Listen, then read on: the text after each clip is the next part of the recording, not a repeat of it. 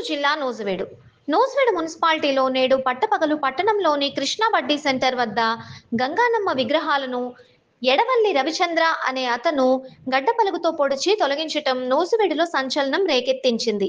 అమ్మవారి విగ్రహాన్ని ధ్వంసం చేయటంతో పాటు విగ్రహం దగ్గర ఉన్న దేవుడి పటాలను విసిరిపారేసి ఈ స్థలం మాది అంటూ దుర్భాషలాడి అక్కడి నుండి జారుకున్నట్లు స్థానికులు చెబుతున్నారు.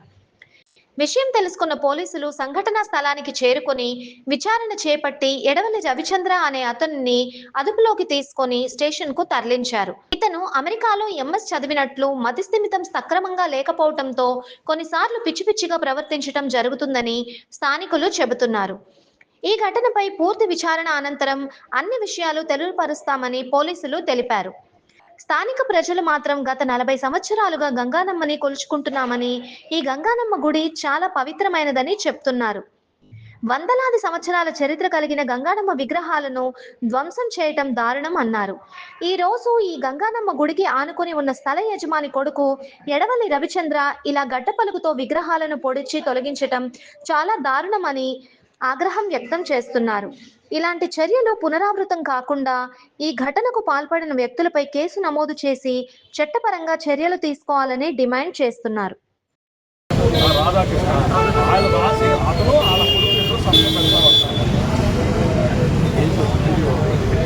మేము అక్కడ అదే ప్లేస్ లో కొద్దిగా వెనకరా అదే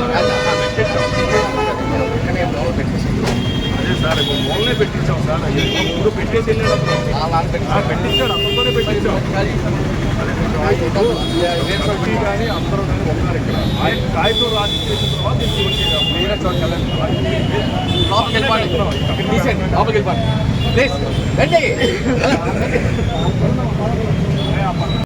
ఇన్నాళ్ళు లేనిది ఈ రోజు వచ్చారా? 50 ఏళ్ల నుంచి లేని పూజలు జరుగుతుంది ఇక్కడ. ఈ రోజు పూజలు ఎక్కడి నుంచి వచ్చారు అంటే ఇంకో 50 ఏళ్ళకి కూడా వచ్చి కూడా పడుతూ ఉంటారా? ఏంటి పొడవటం ఏంటండి? మాటలు లేకుండా మాది అని రుజువు చేసుకుని చట్టం ఉందిగా, చట్ట పరిధిలోకి వెళ్ళాలిగా. పొడవటం అంటే ఏం చేయలేదా? హిందూ మతాన్ని వ్యతిరేకించి కించపరిచినట్టు కాదు ఇది. అంటే ఏం చేయలేదు, చేతగానే వాళ్ళు అనుకుంటారేంటి? తప్పది. దీన్ని పూర్తి ఖండించాలా. ప్రజా ప్రయోజనాల నిమిత్తం గవర్నమెంట్ కూడా అక్కడ అధికారికంగా ఇవ్వాలా. ఈ ఏదో పంచాయతీ లేదండి, ఎదోలతో ఏదో పని చేసేది. దాన్ని ఖండించాలి. అందరూ వచ్చి ఉంచోవడం కాదు, ముక్త కంఠంతో ఖండించాలి. ఇక్కడ పూజలు చేసావా లేదా పూర్వీకులు?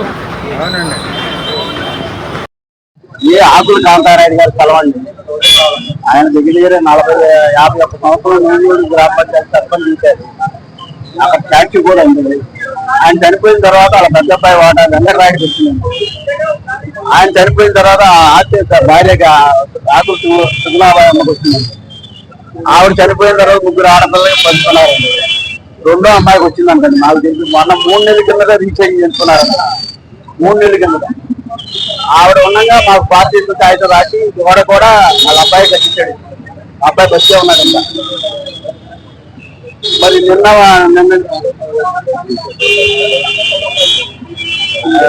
ఇప్పుడు కొన్ని వందల సంవత్సరాల నుంచి హిందూ ధర్మంగా గంగానమ్మ పూజ చేయటం. ఇప్పుడు ఈ సంవత్సరం ప్రతి సంవత్సరం మేము 2005 మందికి నాన్-వెజ్ పూజలు పెడుతుంటాం. బ్రహ్మాండంగా హిందూ సాంప్రదాయ ప్రకారం పూజలు చేస్తాం. ఈ హైట్ లేపడా కూడా రోడ్డు కంటే తక్కువగా ఉన్నది. అదే చెప్పండి సార్. అదే చెప్తామండి. అయ్యగా వల్ల అందరు భక్తులతో చేసుకుంటున్నారు. ఇక్కడ జరిగింది దీని కారణం ఏంటి? హిందూ ధర్మానికి విరుద్ధంగా, సనాతన ధర్మానికి విరుద్ధంగా ఆ పెద్దోడు మెంట్లో ఏం పాడు అమెరికాలో సైన్స్ చదువుకున్నా అంటే ఎంఏ. అది వచ్చి పొద్దున్న తెలుగు వాళ్ళు రాదని హిందీ వాళ్ళు తీసుకొచ్చి వాళ్ళకు పొద్దున్న 6:30 పడదు. వచ్చేసరికి తెల్లారి హనుమంతుడికి